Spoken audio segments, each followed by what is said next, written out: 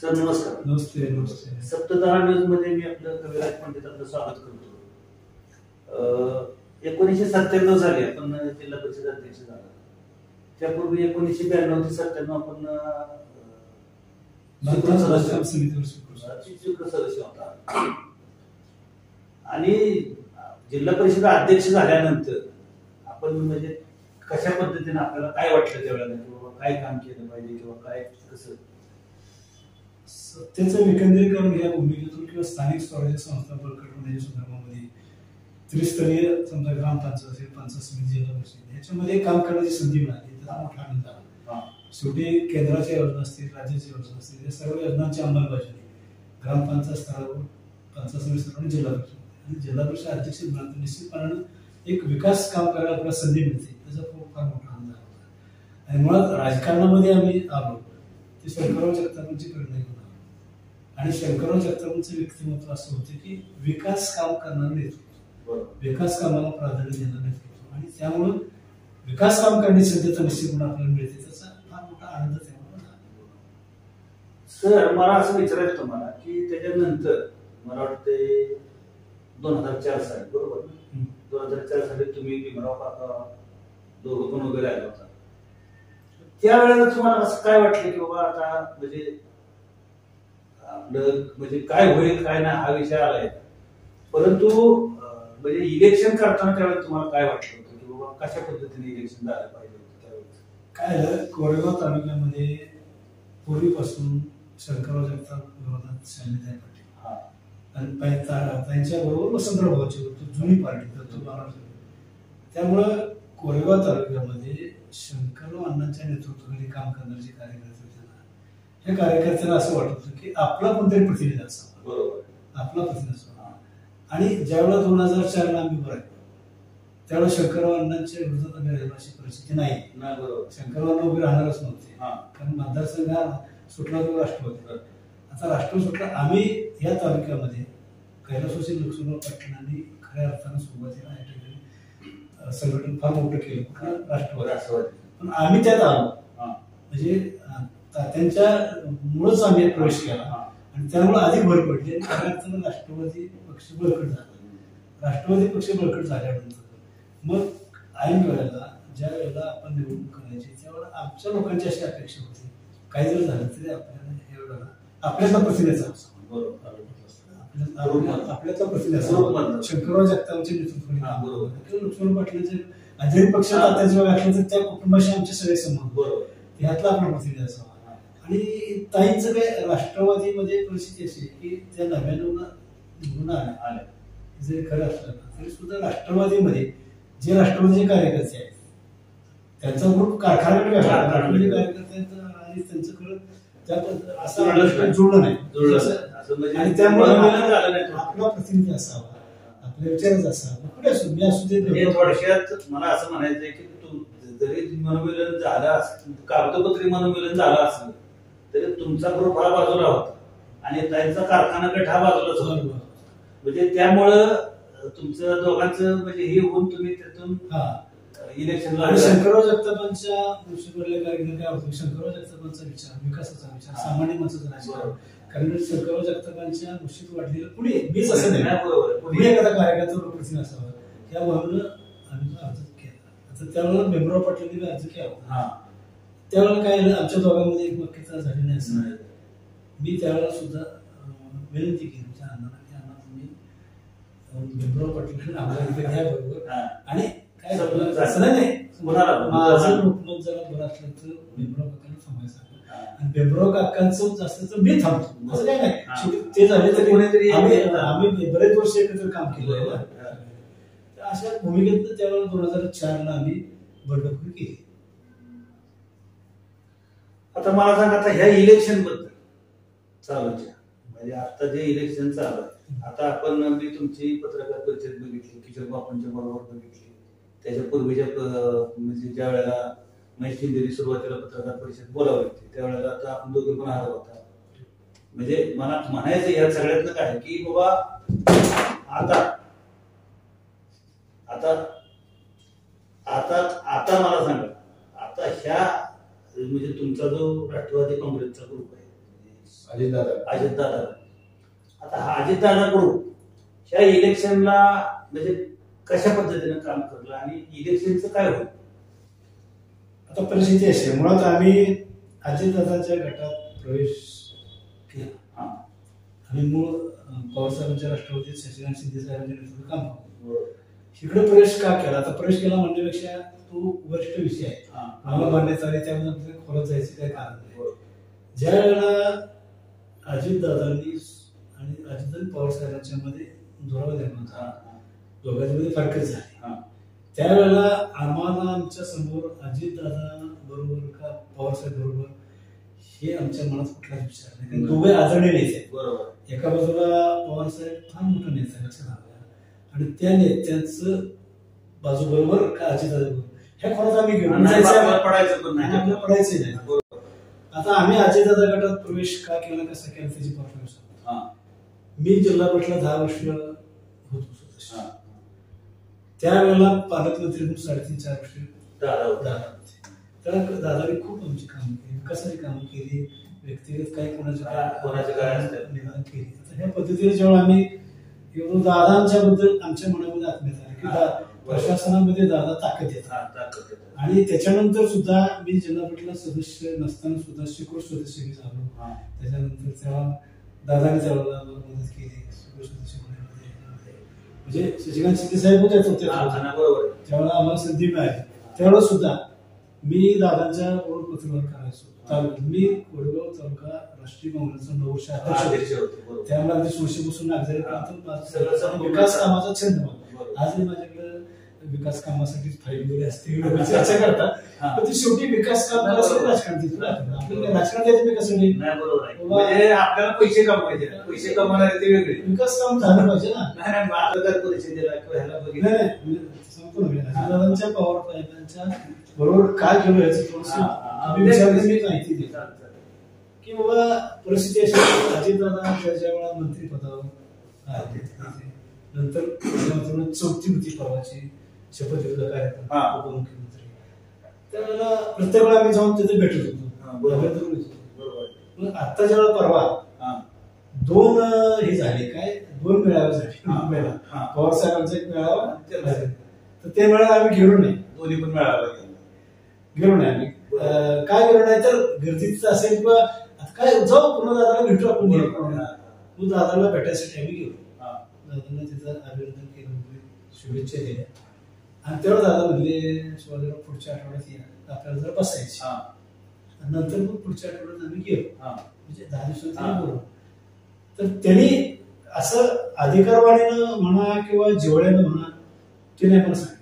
शिवाजीराव तालुक्यातल्या जिल्ह्यातल्या 400-500 कार्यकर्ते जे तयार करा, आपल्याला पक्षाचं किंवा समितीचं काम करायचं, मग हा आदेशच दिला. बरोबर आहे का? तो प्रेमाचा आदेश. सगळ्यांनी इतकी टाइम इतकी टफ फाईट झाली, कुणाला म्हणजे वाटत नव्हतं की टफ फाईट होईल, परंतु फाईट झाली आणि चिठ्ठीवर चिठ्ठी निघाली. आता त्यांच्या बरोबर तुम्हाला पत्रकार परिषदेला बसावं लागतंय किंवा त्यांच्या बरोबर फिरावं लागतंय किंवा अन्य इलेक्शनच्या स्टेजवर ह्याच्यावर बसावं लागतंय. तुम्हाला काय म्हणणं? आता ह्याच्या तुम्ही नंतर तुम्हाला ह्याचं उत्तर मी तुम्हाला सांगितलं. परिस्थिती अशी सार्वजनिक जीवनामध्ये राजकारणामध्ये राजकीय समीकरण बदलत असतं.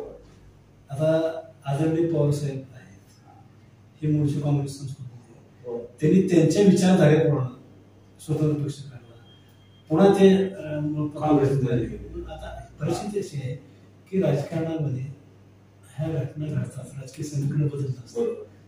असं आहे, सुनील खत्रीची माझी हे समजा निवडणूक झाली समोर. आता विषय आहे की माझ्यासमोर कोण लढणार होता ना, बरोबर, आणि आम्ही आता एकत्र आलो म्हणजे पक्षाची आता विचारधारा किंवा माहिती, बरोबर, माहिती म्हणून आलो.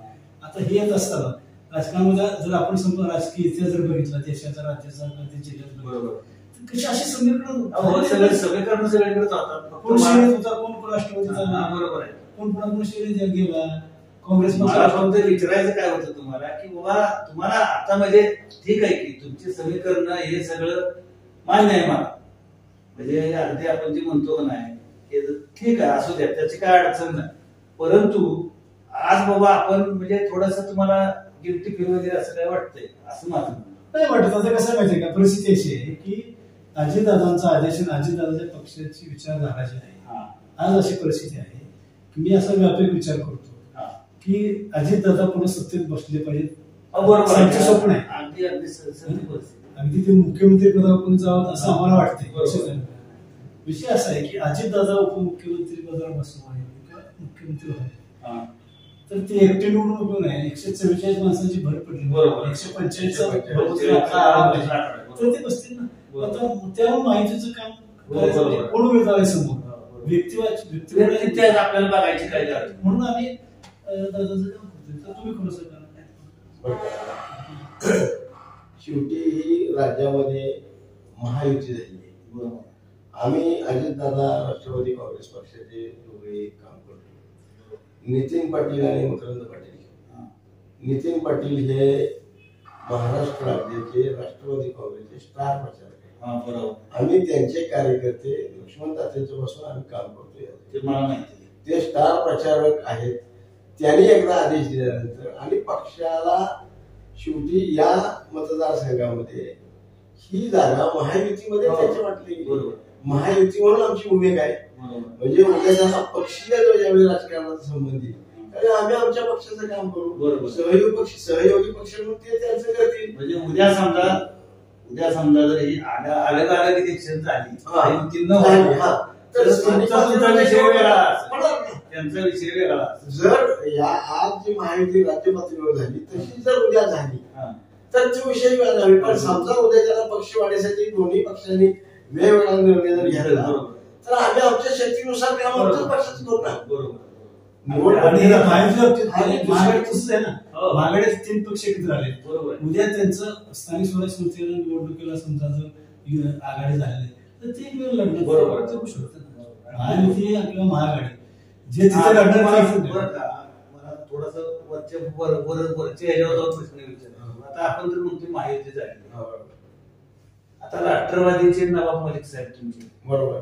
नवाब मलिक साहेबांच्या प्रचाराला बीजेपीचा एकही कार्यकर्ता येत नाही किंवा ते जे कंपनीचे आहेत किंवा अन्य काय काय त्यांनी बरेच आरोप केले. दादांचं असं म्हणणं आहे त्याच्यावर की बाबा ते आरोप सिद्ध झाले नाही पण ते बीजेपी वाल्याचं तुमतून काय थांबायचं तयार नाही. बरोबर. तुम्हाला ह्याच्यावर काय वाटतं? मला असं वाटतं यामध्ये एक सम्यक भूमिका दादांची अशी आहे की नवाब मलिक यांच्यावर आरोप भाजपच्या पक्षातील काही लोकांनी केले किंवा ती त्या त्या परिस्थितीवर त्याने त्या केलं टाकले. आज त्यांना वाटतंय की ह्या गोष्टीमध्ये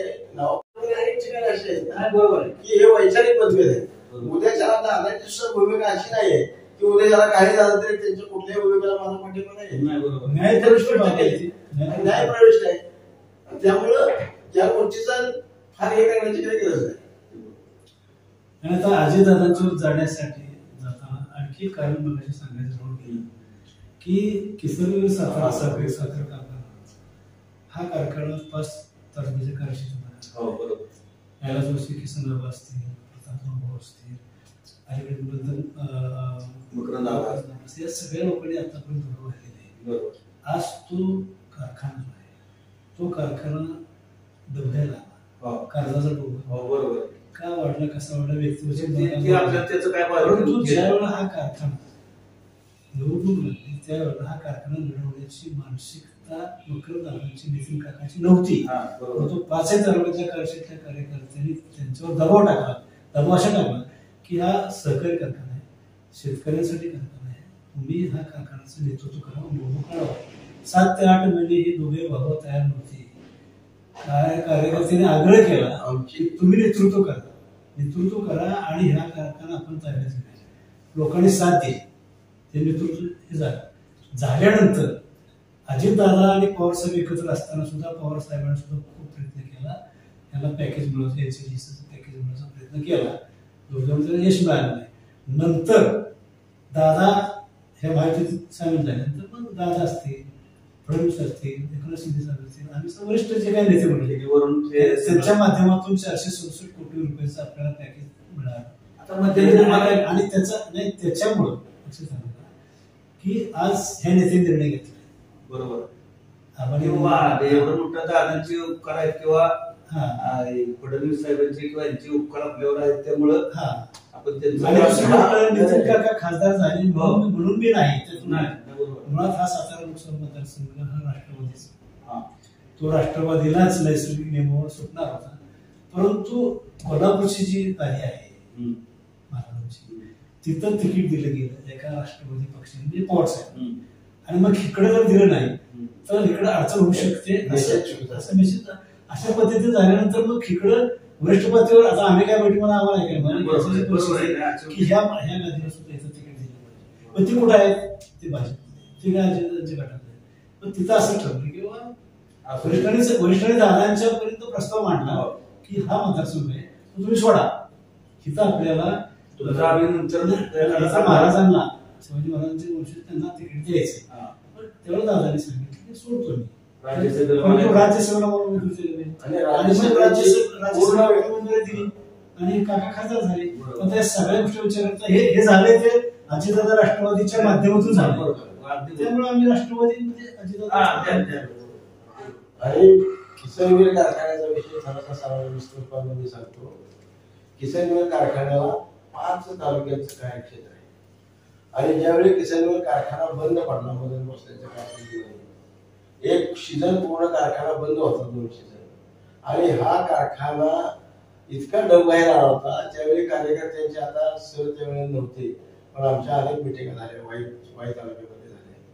विष्णू किसनवीर संचालक म्हणून बरोबर आहे. त्यावेळी नितीन काकाने आम्हाला असं समजून सांगितलं, अरे बाबा हा कारखाना जर घेतला, ज्याच्यावर जे डोक्यावर करणार त्या 2 कारखाने नवे तयार होतील आणि ह्या कारखाना घेऊन पुन्हा आज जे आपले राजकीय कारकीर्द आहे ती धोक्यात येण्याची शक्यता आहे. त्यावेळी पुन्हा ज्यावेळेस 2-3 मिटिंगा झाल्या, शेतकरी म्हणले 15-15 हजार रुपये आम्हाला, 20-20 हजार रुपये एकरी लोकांना ऊसतोडी करायला द्यायला लागले. आमचे ऊस उभे राहिले. वाई तालुक्यामध्ये, सातारा तालुक्यामध्ये किंवा कोरेगाव तालुक्यामध्ये, वरच्या भागामध्ये ऊस उत्पादक शेतकऱ्यांचे इतके हाल झाले की आम्ही तुम्हाला पाहिजे ती गोष्ट आम्ही 500 रुपये दर कमी द्या, पण हा कारखाना तुम्ही ताब्यात घेतला पाहिजे, तुम्ही चालवला पाहिजे. त्यावेळी म्हणजे थोडक्यात सभासदांनी टाकल्यानंतर मग ज्यावेळी त्या भावांची बैठक झाली त्यामध्ये आम्हाला असं सांगितलं की आपण शेवटी काम राजकारणात करतो ते समाजासाठी करतो. आज या 5 तालुक्यातला, विशेषतः वाई तालुक्याला भोईशिवाय पर्याय या शेतकऱ्यांचं जीवनमान जर या संस्था बंद पाडल्यामुळे धोक्यात येत असलं, शेवटी राजकारण आपण लोकांसाठी करतो. लोकांच्या जीवनाशी इतका निगडीत प्रश्न जर आपण अंगावर जर घ्यायचा नाही ठरवलं, आपलं राजकीय नुकसान होणार आहे. मग ही गोष्ट आम्हाला आपल्या बुद्धीनं न पटणार आहे. तुला काय व्हायचं ते होऊ दे, माझं राजकारण पळायला लागलं तरी चालेल. कार्यकर्त्यांच्या आग्रहाने निवडणूक लढवल्यानंतर निवडणूक जिंकली, लोकांनी त्या कारखान्यात ताब्यात दिली. पण अशी परिस्थिती झाली होती या कारखान्याच्या जवळ 1000 कोटी रुपयाचं कर्ज होतं, 9 बँकांची कर्ज होती आणि सर्व अकाउंट एनपीए झाली होती. त्यामुळे या कारखान्याला कुणीही 1 पैसा, जिल्हा मध्यवर्ती बँकेचे अध्यक्ष नितीन पाटील असताना सुद्धा ते म्हणले मला 1 रुपया सुद्धा या संस्थेला येता येत नाही, आणि या संस्थेचं नेतृत्व करत असताना मला या संस्थेमध्ये नियमानुसारच काम केलं पाहिजे. बरोबर. तर अशा परिस्थितीत जो कारखाना बंद पडलेला आहे, जो दिवाळखोरीच्या उमटल्यावर दिवाळखोरीत गेलेला कारखाना आहे, ज्याचे शेअर बाहेर मांडून सगळं संपलं होतं, अशा कारखान्याला लोकांनी यांच्या विश्वासाला जाऊन की मकरंद पाटील, नितीन पाटील हे काहीतरी करतील आणि हा कारखाना सुरू करतील म्हणून भारतात माझं म्हणणं आहे, महाराष्ट्रात म्हणत नाही. हे असं एकमेव उदाहरण आहे की जो कर्जाच्या डोंगराखाली दबलेला कारखाना आहे, जो कारखाना 2 वर्ष बंद पडलाय, अशा कारखान्याचे 30 कोटीचं भाग भांडवल लोकांनी घेतलं. हे हा मला वाटतं महाराष्ट्रातले एकमेव उदाहरण असेल. आणि कारखाना ताब्यात घेतल्यानंतर त्या 30 कोटीच्या भांडवलावर कारखाना सुरू केला. अनेक प्रश्नांना तोड देत देत हा कारखाना त्यांनी चालवला. कारखाना चालू असताना बँकांचे लिलावाच्या नोटीचा दर 2 हाणले सुद्धा सगळ्या बँकांच्या. कसं तरी पुढे ढकलत शेतकऱ्याचा तो पहिला शेजार तशा पद्धतीने काढला. अजित पवार साहेबांच्या पासून सगळ्यांनी प्रयत्न केले तरी त्या कारखान्याला कुणीही मदत करत नव्हते किंवा कुठलेही आर्थिक वित्तीय सहाय्य मिळत नव्हते. ज्यावेळी हे नवीन सरकार आले आणि नवीन सरकार आल्यानंतर मग ज्यावेळी पुन्हा आले ते पवार साहेबांचे बरोबर सुद्धा मुख्यमंत्री पहिल्यांदा गेले होते. सगळ्यांना माहिती पत्रकार समाधीवर गेले होते. नंतर सर्व मंडळी 5 तालुक्यातले ठराविक जे लक्ष्मणदादांच्या कुटुंबावर प्रेम करणारे कार्यकर्ते आम्ही सगळेजण बसलो. त्यावेळी सांगितलं की हे कारखाने आता जर मार्गावर यायचे असतील तर आपल्याला आता या नवीन सरकारचं पाठबळ मिळाल्याशिवाय होणं शक्य नाही. कारण केंद्रात राज्य सरकार सुद्धा पैसे देऊ शकत नव्हतं. निवडणूक झाल्यानंतर हे उद्धव ठाकरेंच्या नेतृत्वाखालील सरकार होतं 22 जून पर्यंत. त्यावेळी सुद्धा हा प्रस्ताव कॅबिनेटमध्ये होऊ शकला नाही. कुणी पवार साहेबांनी सुद्धा मदत केली तरी, कारण ती शक्यताच नव्हती. परंतु हे नवीन सरकार झाल्यानंतर अजितदादांना व आम्ही सगळ्या कार्यकर्त्यांनी वाईच्या स्पेशली कार्यकर्त्यांनी 200-300 कार्यकर्ते आग्रह केला की आता हे कसं काय व्हायचं. त्यावेळी मग ह्या दोघांच्या परस्पर जाऊन दादांना कार्यकर्ते भेटले आणि दादांना सांगितलं तुम्ही हे जर धनुष्य फिरत असता, आमचा हा 25 तालुक्याचा जिव्हाळ्याचे प्रश्न हे 2 कारखाने आहेत. या कारखान्यांना आम्हाला मंत्रिपद द्यायचं का नाही काय करायचं हा विषय आलाय नाही. या कारखान्यांना जर तुम्ही मदत जर जिवंत राहिले तरच हे होईल, तर तुम्ही ते करणार का. त्यावेळी मागचा पुढचा न विचार करता दादांनी शब्द दिला की मी या कारखान्याला तुमच्या मदत करणार आणि हे कारखाने तुमचे आणून देणार. आणि त्याप्रमाणे जो थक हमीचा विषय कॅबिनेटमध्ये आला, केवळ म्हणजे आता हे अतिशयोक्तीचं होईल थोडंसं बोलणं, पण ते तशी परिस्थिती आहे असं मला तर वाटतंय. निव्वळ किसनवीर कारखाना आणि खंडाळा कारखाना बाहेर काढण्यासाठी थक हमीचं धोरण घेतलं. 16 कारखान्याला 2200 कोटी रुपये दिले जी थक हमी राज्य सरकारने दिली आणि केंद्रानं अमित शहानी मध्यस्थी करून NCDCचे पैसे हे या कारखान्यांना दिले. त्यातले 467 कोटी हे आमच्या दोन्ही कारखान्यात. म्हणून आज हे कारखाने पुन्हा आणि त्यामुळे या 5 तालुक्यातल्या शेतकऱ्यांचा जिव्हाळ्याचा मला एक सांगा तर खंडाळ्याचं युनिट चालू आहे का बंद? चालू आहे. खंडाळ्याचं युनिट चालू आहे.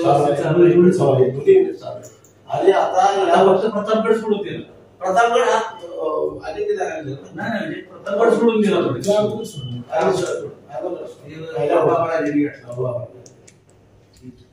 आता मला सर एक शेवट फायनल काय विचारायचं असं विचार करू तुम्हाला. परंतु मला एक मध्यंतरी मला आवय उठल्यासारखी वाटली होती की कारखाना विक्रीचं काहीतरी नाटक चालू होतं. म्हणजे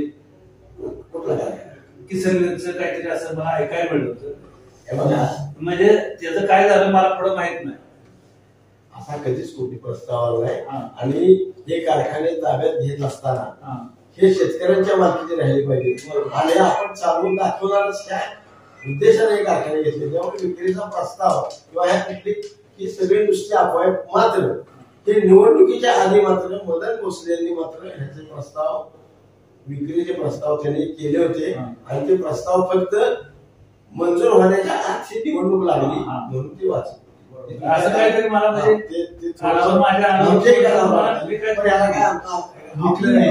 मला काय म्हणायचं माहिती की माझ्या जे कानावर आलं होतं ते तुम्हाला विचारायचं. मला त्यातलं खरं मोठं कितपत आहे किंवा कुणी काय केलं तर हा विषय माझ्या डोक्यात. जे कारखान्याची निवडणूक लढवताना त्या दोघांनी ही निवडणूक लढवत असताना हे कारखाने सहकारात राहिले पाहिजेत, शेतकऱ्यांच्या मालकीचे राहिले पाहिजेत याच दृष्टीनं त्यामध्ये हात घातला आणि त्या आज रोजी त्या गोष्टीला यश आले.